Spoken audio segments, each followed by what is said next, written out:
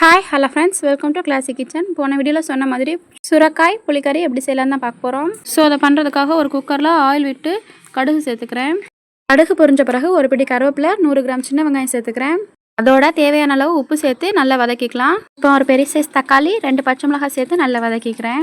நல்லா வதங்கின பிறகு 1 ஸ்பூன் மிளகாய்த்தூள், 1/2 ஸ்பூன் சோம்புத்தூள், 2 ஸ்பூன் சாம்பார் பொடி சேர்த்துக்கிறேன். அப்படியே கொஞ்சமாக தண்ணி விட்டு நல்லா கிளறி விட்டுக்கிறேன். இப்போ கட் பண்ணி வச்சுருக்க சுரைக்காயை இதோட சேர்த்துக்க போகிறேன். இந்த ஸ்டேஜில் உப்பு தேவைன்னா சேர்த்துக்கலாம்.